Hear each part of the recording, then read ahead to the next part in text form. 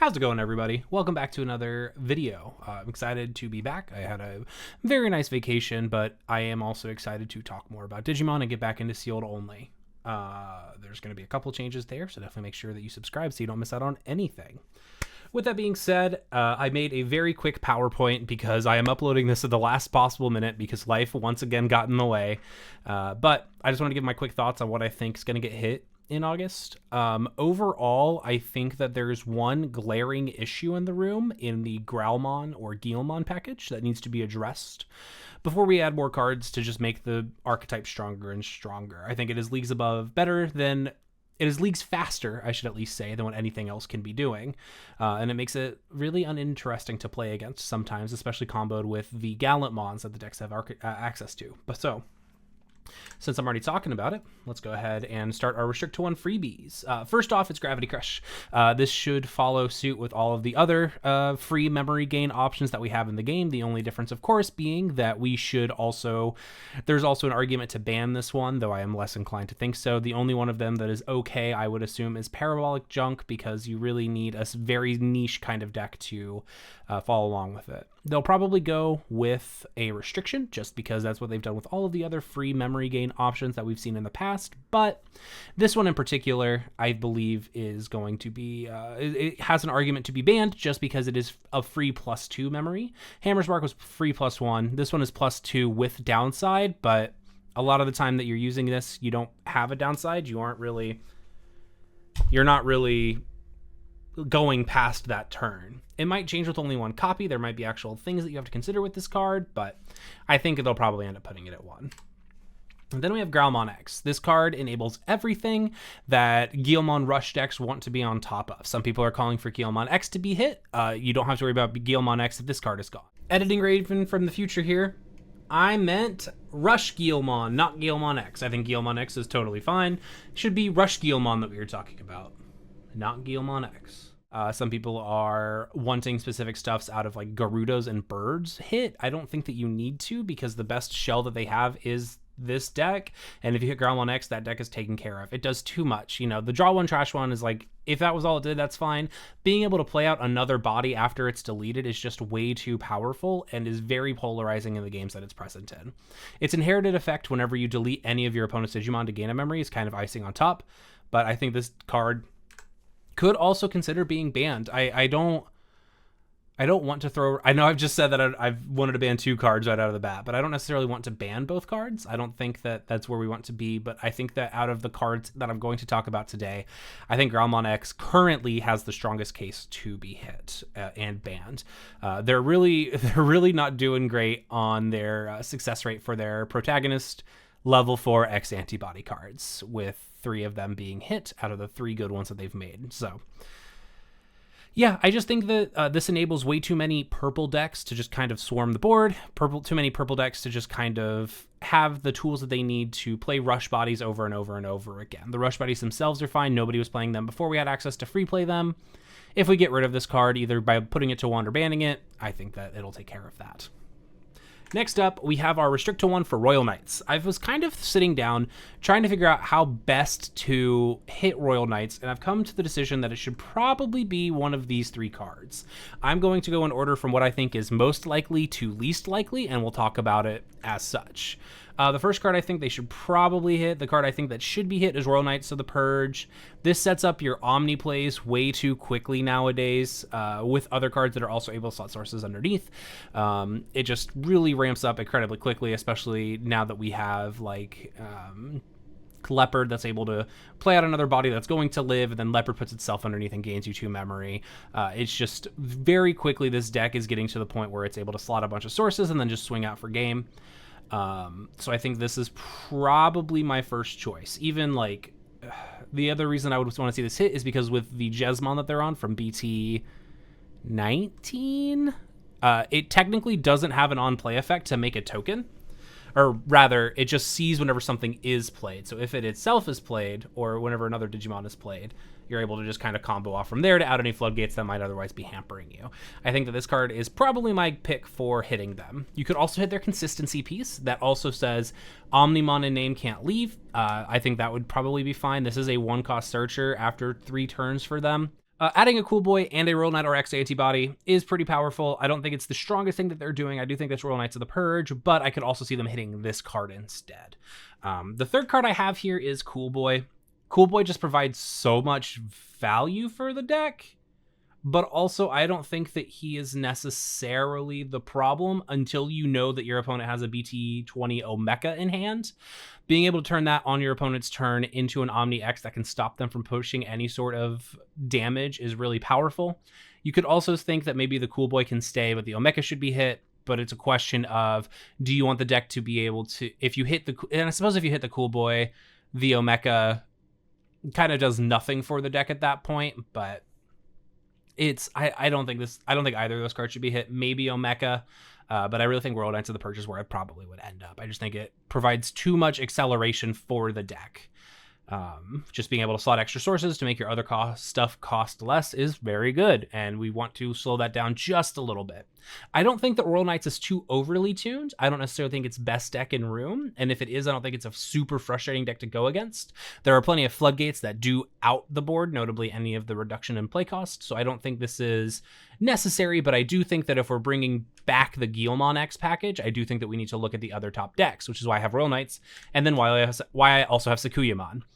Sakuyamon's in a really weird spot. I have a bunch of friends I have a friend who plays a lot of Sakuya that knows it's in a good spot, but doesn't like playing it because of its peaks and its valleys. It can either do really well for you or really poorly, and that kind of all hinges on what you draw. So with that, I kind of thought about ways to keep the idea of a spell slinging deck that we have in Digimon, because the only two that we really have are Sakuyamon or Three Muskets, I guess. But Sakuyamon does it really well, and I don't want to take that away from it. I just want to take away its card advantage that it is known to get. And I thought of doing that in one of two ways. I'm thinking, I guess I'm just going to press the button to get both of them on screen. I'm thinking one of these two. I'm either thinking BT19 Sakuya or BT19 Rika. And I know that Rika is really good for the deck. Don't get me wrong. Having an on-play searcher that gets you your pieces as well as a way to gain you extra memory is totally fine in any other deck. I do think that if you're not wanting to hit, I would personally prefer to hit the Sakuyamon. I think that hitting the Sakuyamon to prevent your opponent from drawing two whenever they Digivolve and get a token and be able to use an option is really strong. The other one that lets you play an option and then it can't be returned to hand or deck is fine, because you're not getting the advantage of two additional cards that let your opponents draw through their entire deck, have 4 yellow scrambles, so they guaranteed don't deck out for 4 turns. It is really good. Rika is a slighter thing there. I don't think that you need to hit her probably, but it is an option I would consider, just because it does give your opponent that extra memory that they can then use to use more options to ramp out of control. I don't think that Talmon Ace is necessarily the problem. I do think Talmon Ace is a very powerful card, being able to use options to play for free. But what we're seeing is a lot more people focus, from what I've been seeing anyway. Sakuyamon is A, showing up less. But B, they're focusing less on big stack builds and more on a combo together to go into Valder Arm or Ruin mode to try and just kill your opponent outright and prevent them from doing anything on their following turn, with coupled to Sakuya X. You could argue that you should hit Sakuya X, but most deck lists are already only running 1 or 2 anyway, and I think that feels kind of silly. I think you should take out their consistency pieces, and these are the best 2 consistency pieces that they have, unless you want to hit like Viximon or something, but I think we all know that's better than that. I was seeing some people online talking, and my friends as well, talking about maybe Yellow Scramble, but I don't want to take that option away from other yellow decks, even if it does also feel like the right thing to do sometimes. I think that if you eliminate their draw on their top end, it is better. So we'll stick with that, see how it goes.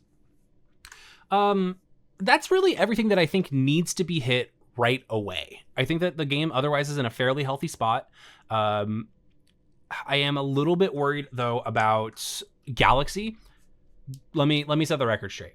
I love Galaxy. I have a Galaxy deck with me. I have a Galaxy deck that I've been playing pretty consistently for the past couple of weeks that is focused on Grace Nova.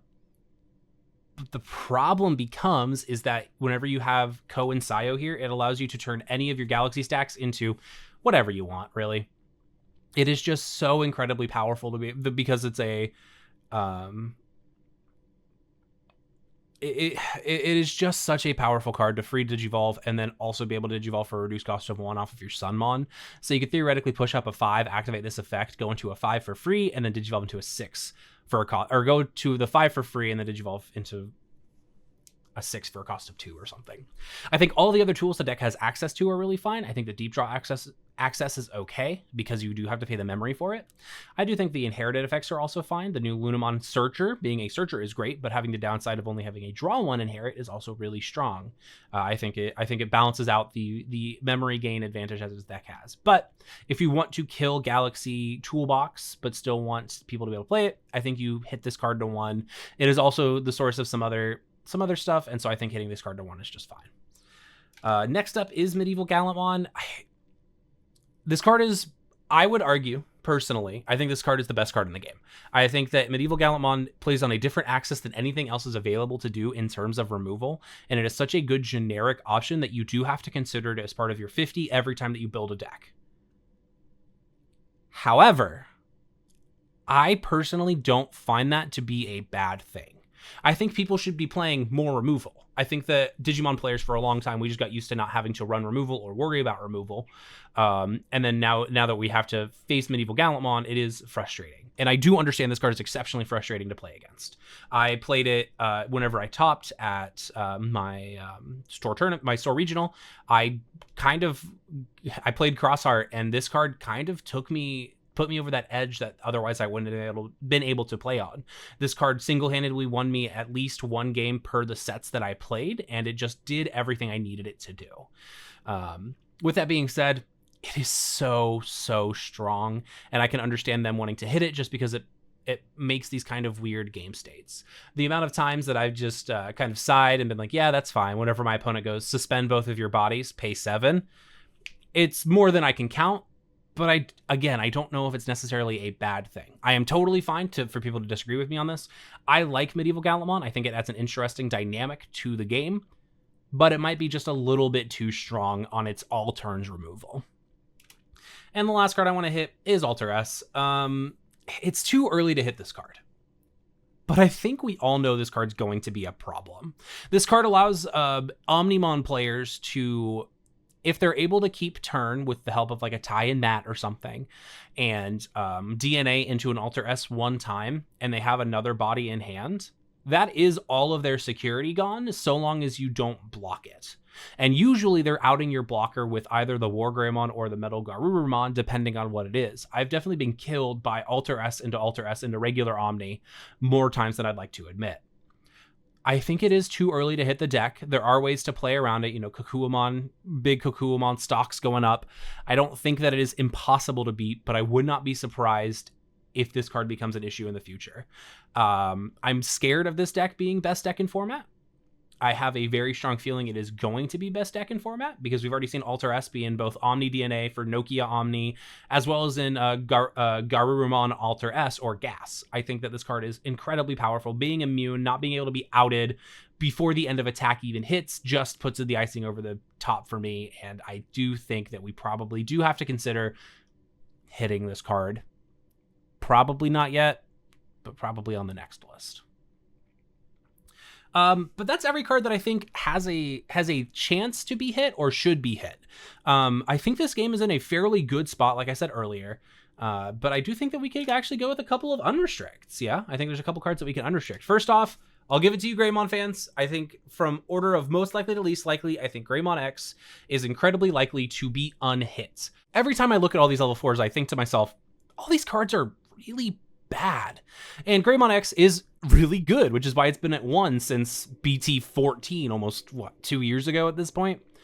And I think it served its time, and I think it is on the power level of where we are now. I think that this card could come off realistically and do next to nothing, but allow the Greymon players to finally have this tool to play with again. More support theoretically coming. I am sure that I would be eating my words in just a couple months. All I know is I'm excited to play Black Agumon X for the first time in a very long time because of the new Koromon egg that we're getting in EX10. I just bonked that with my glasses. Next up, Grand Kowagamon could probably come off. I think we're past the point where Grand Kowaga OTK is a huge concern. Like, Digiburst 2 is good, or Digiburst 2 to get Sec +1 was good, but I think they hit this card when it already wasn't doing a ton, and then now it's just it would do absolutely nothing. The best way that you could play Insectoids is with Tyrant Kabuterimon, and you're not going to be going into Grand Kawagamon to make 4 checks and then Digivolve into Tyrant on top. It's just not where you want to be with the deck. And I think that you could probably go ahead and take this guy off. I think he's done his time. I don't think there's anything to worry about. Speaking of guys who've done their time, I think that this Gabumon is the card that we can remove and probably be fine for deep draw stuff. I'm wishy-washy on it. I probably draw 2, trash 1, is good. Graceful Charity Light is obviously a good card. But it does require you to delete your body. And if we're getting rid of the Growlmon X engine, I think that we are okay with that. There's not a ton of decks that want their own stacks to die, except for the new Mallow Myota stuff coming out in the X10. But even then, you're not playing 4s in that deck. I just built a concept list, and you don't need to play 4s. You just don't. You just hard slam 5s for 3 memory, and then you go on with your day. With that being said, I could definitely see this card being a problem and staying on the list as it is. I would not be surprised at all. Sunrise Buster, I want to come back so badly. My very first regional top that I had ever gotten was with my one of Sunrise Buster in Shine Greymon in BT13 format, right when the deck had come out at Gen Con 2 years ago. And this card is just so good. I love it so much. And the game is fast enough, I think, personally, that you don't have to worry about your opponent getting out a ton of Tamers going wide unless they're on Tamer-centric decks. And for the Tamer-centric decks, it's if I could play 4 Sunrise Buster, I'm probably not. I'm probably playing at most 2 copies of this card. But even then, a lot of those decks have so many internal cards that I want to be playing that I don't have room for this. So this card could probably come back and make little to no issue. Enough of the bodies are getting above that 12k threshold to have 5 Tamers to be able to properly out that I think that we are safe to do that. The security effect is pretty strong, and 5 costs for the removal is also pretty good in and of itself, but please, please, please, please, please, please, please, please. And last up, this one's a pipe dream. It's not going to happen. But imagine Cross 4 coming back. My philosophy behind this choice is as follows. We're playing E-Cross 6 now. There's so few opportunities that we would want to play. As much as I want to play stuff like Cross 4 and Cross 3 and Cross 7, the game is too fast now, and the removal needs to be wider than what that deck can provide. There were times that I was playing with a friend that I was doing a Shoutmon Rush deck that was just having a ton of I had a ton of Cross 3s, and I was just floating into as many bodies as I can with the new Omni Shoutmon, and I did nothing. I had no removal because of the way that I had to build that deck, and it just faltered and did 0. Of course, on play, draw 2, end of attack, unsuspended Tamer, put all your sources underneath it. Very, very good. But the other thing that we have now is that with Gravity Crush, hopefully and presumably going to 1 copy, and Blinding Ray at 1 copy, we don't have to worry about Cross 4 loops as much anymore. I think that Cross 4 could probably come back and make next to no impact, and it would be really cool for me. I would build that Shoutmon Rush deck again, but I don't think it'd do anything. But realistically, out of the 5 cards listed here, I think Greymon X is the only likely target for them to unhit. I saw some people talking about maybe Argomon, but I think they forget just how good Digisorption -3 is to get a free level 5 is. Bloomlord was playing Cherrymon to get Digisorption 2 that had no inherited effect just to have that reduced cost. I think it's too strong. And I don't think there's anything else that I saw that I wanted to talk about that I think is too powerful. They definitely could hit more than that, but I think these are the main 5 cards that I would like to see them do. Or to see them bring back, because I think it could be, they've either done their time and do nothing anymore, or could maybe provide an interesting access for a new deck to come around. Playing Sunrise Buster in, Shine Greymon, as we see Rice Greymon in the art, could be pretty cool. I don't think it would do anything. I think you would still rather play just what it is now, which is just rushing out your bodies. But especially now that it's searchable, I think it could be a very cool inclusion in red and yellow decks. You can tell the card I'm most excited about on this list that I would love to see come off is Sunrise Buster, even if I think it's pretty unlikely. So with all that being said, thank you so much for watching this video. This is all I really have. I think it's going to change up the format, but I don't think there's a ton of cards that need to be hit to change the format. If you disagree with me, please let me know in the comments. I would love to know what you think should be hit, or what shouldn't be hit, and you should tell me in the comments and boost that engagement, please. And thank you. Look forward to, in the next 24 hours for my reaction to be up, where I talk more about it, and hopefully it won't be just me repeating exactly what we've already talked about. So until next time, go make somebody's day. Take it easy.